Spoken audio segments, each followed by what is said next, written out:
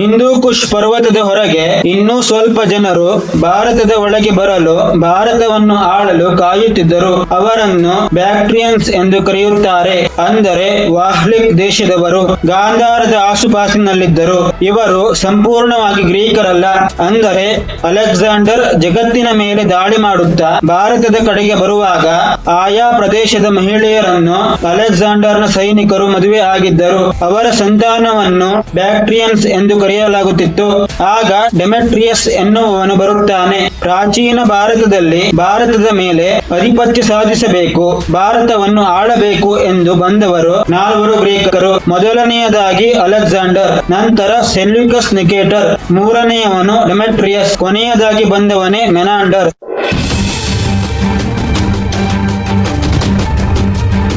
ಈ ಮೆನಾಂಡರ್ನನ್ನೇ ಬೌದ್ಧರು ತಮ್ಮ ಧರ್ಮಕ್ಕೆ ಸೇರಿಸಿಕೊಂಡೇ ಬಿಟ್ಟರು. ಬೌದ್ಧ ಧರ್ಮದ ಗ್ರಂಥಗಳಲ್ಲಿ ಇವನನ್ನು ಮಿಲಿಂದಪನ್ನ ಎಂಬ ಹೆಸರಿನಿಂದ ಕರೆಯಲಾಗಿದೆ. ಹಿಂದೂಗಳಿಗೆ ಇದರಿಂದ ನಡುಕ ಶುರುವಾಯಿತಂತೆ. ಭವಿಷ್ಯದಲ್ಲಿ ಮಿಲಿಂದಪನ್ನ ಬೌದ್ಧ ರಾಜನಾಗಬಹುದು, ಇದರಿಂದ ತಮ್ಮ ಧಾರ್ಮಿಕ ಸ್ವಾತಂತ್ರ್ಯ ಇನ್ನಷ್ಟು ಹದಗೆಡಬಹುದು ಎಂಬ ಆತಂಕ ಉಂಟಾಯಿತು. ಅಶೋಕ ಉಳಿದ ಧರ್ಮಗಳನ್ನು ನಿರ್ಲಕ್ಷ್ಯ ಮಾಡಿದ. ಉಳಿದ ಧಾರ್ಮಿಕ ಪಂಗಡಗಳ ಜನರಿಗೆ ರಾಜಾಶ್ರಯ ನೀಡುವುದು ಬಿಡಿ, ಬೌದ್ಧ ಧರ್ಮದ ಆಚರಣೆ ಹೊರತುಪಡಿಸಿ ಬೇರೆ ಧರ್ಮ ಇರಬಾರದು. ಧರ್ಮ ಎನ್ನುವುದು ನಾನು ಹಾಕಿಕೊಟ್ಟ ಮಾರ್ಗಸೂಚಿಯ ಅಡಿಯಲ್ಲಿಯೇ ಇರಬೇಕು. ಯಾವ ಆಚರಣೆ ನನ್ನಿಂದ ನಿಷೇಧಕ್ಕೆ ಒಳಪಟ್ಟಿದೆಯೋ ಅವುಗಳನ್ನು ಆಚರಿಸದಂತೆ ನೋಡಿಕೊಂಡ. ಅಶೋಕನಿಗೆ ವೈರಾಗ್ಯ ಮೂಡಿದ್ದರೆ ರಾಜ್ಯ ಬಿಡಬೇಕಿತ್ತು, ಆದರೆ ಹಾಗೆ ಮಾಡಲಿಲ್ಲ. ಯಾವ ಮೂಲದಿಂದಲೇ ತೆರಿಗೆ ಬರಲಿ, ಯಾವ ಧಾರ್ಮಿಕ ಸಮುದಾಯದವರೇ ಕರ ನೀಡಿರಲಿ, ಅದನ್ನು ಬೌದ್ಧ ಧರ್ಮದ ಏಳಿಗೆಗೆ ನೀಡಿದ. ಸನ್ಯಾಸಿಯು ಒಂದು ರಾಜ್ಯವನ್ನು ಕಟ್ಟುವುದಕ್ಕೂ ರಾಜನೇ ಸನ್ಯಾಸಿಯಂತೆ ಬದಲಾಗಿ ಸಿಂಹಾಸನದ ಮೇಲೆ ಕುಳಿತು ರಾಜ್ಯದ ಆಡಳಿತ ನೋಡಿಕೊಳ್ಳುವುದಕ್ಕೂ ವ್ಯತ್ಯಾಸವಿದೆ. ಹಾಗೆ ಬೇರೆ ಬೇರೆ ಧರ್ಮಗಳಿಗೆ ರಾಜಾಶ್ರಯ ನೀಡುವುದಕ್ಕೂ ತನ್ನ ಇಷ್ಟದ ಧರ್ಮವನ್ನು ಅನುಸರಿಸಬೇಕು ಎಂದು ಹೇಳುವುದಕ್ಕೂ ತೆರಿಗೆಯನ್ನು ಒಂದು ಧರ್ಮದ ಏಳಿಗೆಗೆ ಮಾತ್ರ ಮೀಸಲಿಡುವುದಕ್ಕೂ ವ್ಯತ್ಯಾಸವಿದೆ.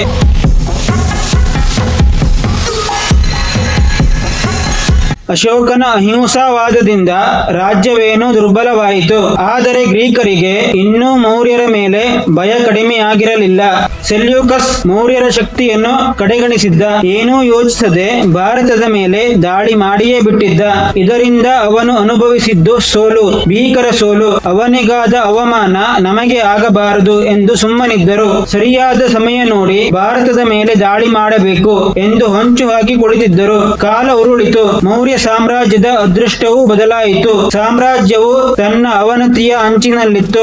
ಈಗ ಬೃಹದ್ರಥ ರಾಜನಾಗಿದ್ದ. ಅಶೋಕ ಮತ್ತು ಬೌದ್ಧ ಧರ್ಮವನ್ನು ನಾವು ಒಂದೇ ತಕ್ಕಡಿಯಲ್ಲಿಟ್ಟು ನೋಡುತ್ತೇವೆ. ಅಶೋಕನಿಗಿಂತಲೂ ಮೊದಲು ಬೌದ್ಧ ಧರ್ಮ ಇತ್ತು. ಅಶೋಕನಿಗಿಂತಲೂ 300 ವರ್ಷ ಮೊದಲೇ ಬೌದ್ಧ ಧರ್ಮ ಇತ್ತು. ಚಂದ್ರಗುಪ್ತ ಮತ್ತು ಚಾಣಕ್ಯನ ಕಾಲದಲ್ಲೂ ಬೌದ್ಧ ಧರ್ಮ ಇತ್ತು. ಆದರೆ ಇದು ರಾಜಕೀಯ ದಾಳವಾಗಿರಲಿಲ್ಲ.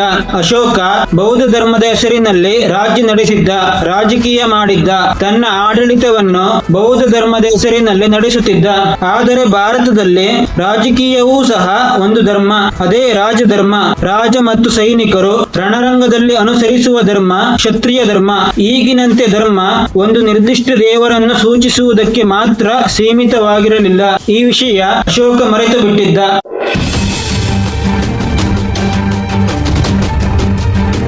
ಆಗ 2 ವಿಭಿನ್ನ ಧಾರ್ಮಿಕ ಪಂಗಡದವರು ಡಿಬೇಟ್ ಮಾಡುತ್ತಿದ್ದರು. ಸೋತವರು ಗೆದ್ದವರ ಮತಧರ್ಮ ಅನುಸರಿಸುತ್ತಿದ್ದರು. ಹೇರಿಕೆ ಇರಲಿಲ್ಲ. ಡಾಕ್ಟರ್ ಲೀಲಾ ಪ್ರಕಾರ ಅಶೋಕ ಮಾತ್ರ ಒಂದು ಮತವನ್ನು ಜನರ ಮೇಲೆ ಹೇರಿದ ಭಾರತೀಯ ಮೂಲದ ಭಾರತೀಯ ರಾಜ. ಇತಿಹಾಸದ ಪುಟಗಳಲ್ಲಿ ಯಾವ ಹಿಂದೂ ರಾಜನೂ ಸಹ ಸನಾತನ ಧರ್ಮ ಮಾತ್ರ ಅನುಸರಿಸಬೇಕು ಎಂದು ಹೇಳಲೇ ಇಲ್ಲ. ಹಿಂದೂ, ಜೈನ, ಬೌದ್ಧ, ಅಜೀವಕ, ನಾಸ್ತಿಕ ಯಾರ್ಯಾರು ಇರುತ್ತಿದ್ದರೋ ಅವರೆಲ್ಲರೂ ಅವರವರ ಪಾಡಿಗೆ ಇರುತ್ತಿದ್ದರು. ಆದರೆ ಅಶೋಕ ಹಾಗೆ ಮಾಡಲಿಲ್ಲ. ಅಶೋಕ ಭಾರತದ ಫಸ್ಟ್ ಮಿಷನರಿ.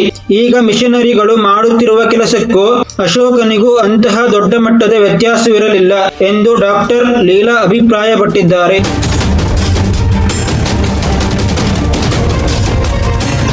ಈಗ ಬೃಹದ್ರಥನ ವಿಷಯಕ್ಕೆ ಬರೋಣ. ಬೃಹದ್ರಥ ಮೌರ್ಯರ ಕೊನೆಯ ರಾಜ. ಅಶೋಕ ಹಾಕಿದ ದಾರಿಯಲ್ಲೇ ನಡೆದಿದ್ದ. ಅಶೋಕನಂತೆ ಅಹಿಂಸಾವಾದಿಯಾಗಿದ್ದ. ಸೈನಿಕರೂ ಸಹ ಅವನಂತೆ ಇದ್ದರು. ಬೃಹದ್ರಥನ ಕಾಲದಲ್ಲೂ ಮತ್ತೊಮ್ಮೆ ಆಕ್ರಮಣ ನಡೆಯಿತು. ಡೆಮೆಟ್ರಿಯಸ್ ಅನ್ನುವ ರಾಜ ಹಿಂದೂ ಕುಶ್ ಪರ್ವತದಿಂದ ಅಯೋಧ್ಯೆಯವರೆಗೂ ಅತ್ಯಂತ ಸುಲಭವಾಗಿ ರಾಜ್ಯ ವಿಸ್ತಾರ ಮಾಡುತ್ತಾ ಬಂದ. ಅಲ್ಲಿಂದ ಪಾಟಲಿಪುತ್ರಕ್ಕೆ ಹೆಚ್ಚೇನು ದೂರವಿರಲಿಲ್ಲ. ಎಲ್ಲಿಯ ಹಿಂದೂ ಕುಶ್ ಪರ್ವತ, ಎಲ್ಲಿಯ ಅಯೋಧ್ಯೆ. ಇಷ್ಟೆಲ್ಲ ಆದರೂ ಸಹ ಬೃಹದ್ರಥ ಮುಚ್ಚಿದ್ದ ಕಣ್ಣು ತೆರೆಯಲೇ ಇಲ್ಲ. ಕಣ್ಣು ತೆರೆದು ನೋಡಿದ್ದರೂ ಏನು ಮಾಡುತ್ತಿದ್ದ? ನಾನು ಒಬ್ಬ ಬೌದ್ಧ, ಅದರಲ್ಲೂ ಅಹಿಂಸಾವಾದಿ, ಅಶೋಕನ ಹಾದಿಯಲ್ಲಿ ನಡೆಯುತ್ತಿರುವವನು. ಈಗ ಎದ್ದು ಯುದ್ಧ ಮಾಡಿದರೆ ಭೀಕರ ಸಾವು ನೋವುಗಳಾಗುತ್ತವೆ, ಅದು ಆಗುವುದು ಬೇಡ ಎನ್ನುತ್ತಿದ್ದ ಅಷ್ಟೇ. ಈಗ ಯುದ್ಧ ಅನಿವಾರ್ಯ. ರಾಜಧಾನಿಗೆ ಹತ್ತಿರವೇ ಇದ್ದಾನೆ. ಯುದ್ಧ ಮಾಡಿದರೆ ಸಾವಾಗಬಹುದು, ಆದರೆ ಭವಿಷ್ಯದಲ್ಲಿ ಒಂದಷ್ಟು ವರ್ಷ ಜನತೆ ನೆಮ್ಮದಿಯಿಂದ ಇರಬಹುದು ಎನ್ನುವುದೇ ಮರೆತು ಹೋಗಿತ್ತು.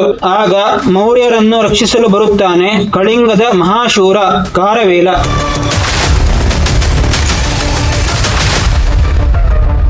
ಬೃಹದ್ರಥ ತನ್ನ ಕರ್ತವ್ಯ ಮರೆತಿದ್ದ. ಆದರೆ ಖಾರವೇಲ, ನಾನು ಮೌರ್ಯ ಸಾಮ್ರಾಜ್ಯದ ಸಾಮಂತ ರಾಜ, ರಾಜ್ಯ ರಕ್ಷಣೆಯಲ್ಲಿ ನನ್ನದೂ ಪಾಲಿದೆ ಎಂಬ ಜಾಗೃತ ಮನೋಭಾವನೆ ಇತ್ತು. ಆ ಮಹಾಶೂರ ಖಾರವೇಲ ಕಳಿಂಗದಿಂದ ತನ್ನ ಸೈನ್ಯ ತೆಗೆದುಕೊಂಡು ಅಯೋಧ್ಯೆಗೆ ಬಂದ. ಡೆಮೆಟ್ರಿಯಸ್ನನ್ನು ಸೋಲಿಸಿದ.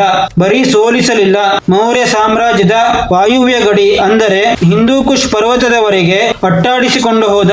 ಬೃಹದ್ರಥ ತನ್ನ ಕರ್ತವ್ಯ ಮರೆತಿದ್ದಾನೆ ಎಂಬ ಕಾರಣವನ್ನೊಡ್ಡಿ ಅವನನ್ನು ಅಧಿಕಾರದಿಂದ ಕೆಳಗಿಳಿಸಬಹುದಿತ್ತು. ಆದರೆ ಖಾರವೇಲ ಹಾಗೆ ಮಾಡಲಿಲ್ಲ. ಅವನು ನೇರವಾಗಿ ಕಳಿಂಗಕ್ಕೆ ಹೋದವನೇ ಅಶ್ವಮೇಧ ಯಾಗ ಮಾಡಿದ.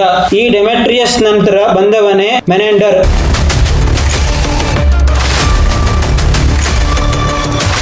ಮೆನೆಂಡರ್ ಭಾರತದಲ್ಲಿ ಕಾಲಿಟ್ಟಿದ್ದ ಅಷ್ಟೇ ಬೌದ್ಧರು ಅವನನ್ನೇ ಬೌದ್ಧನನ್ನಾಗಿ ಮಾಡಿ, ಇನ್ಮುಂದೆ ನೀನೇ ನಮಗೆ ರಾಜ, ನಮ್ಮ ಎಲ್ಲ ಬೆಂಬಲ ನಿಮಗೆ ಎನ್ನುತ್ತಾರೆ.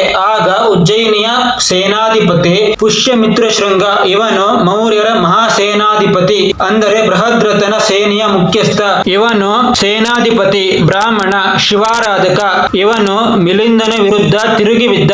ಒಂದು ದಿನ ಪಾಟಲಿಪುತ್ರದಲ್ಲಿ ಸೇನೆಯ ಆಯುಧಗಳನ್ನು ಪರೀಕ್ಷಿಸುವ, ಸೇನೆಯ ಬಲದ ಬಗ್ಗೆ ಹೇಳುವ ಒಂದು ದೊಡ್ಡ ಕಾರ್ಯಕ್ರಮ ನಡೆದಿತ್ತು. ಬೃಹದ್ರಥನ ಹತ್ತಿರವೇ ಒಂದು ಚಿಕ್ಕ ಗಲಾಟೆ ನಡೆಯಿತು. ಏನಾಗುತ್ತಿದೆ ಎಂದು ನೋಡುವಷ್ಟರಲ್ಲಿ ಚಕ್ರವರ್ತಿಯ ತಲೆ ನೆಲಕ್ಕೆ ಬಿದ್ದಿತ್ತು. ಬೃಹದ್ರಥನ ತಲೆ ತೆಗೆದಿದ್ದು ಬೇರಾರೂ ಅಲ್ಲ, ಆತನ ಸೇನಾಧಿಪತಿ ಪುಷ್ಯಮಿತ್ರ ಶೃಂಗ.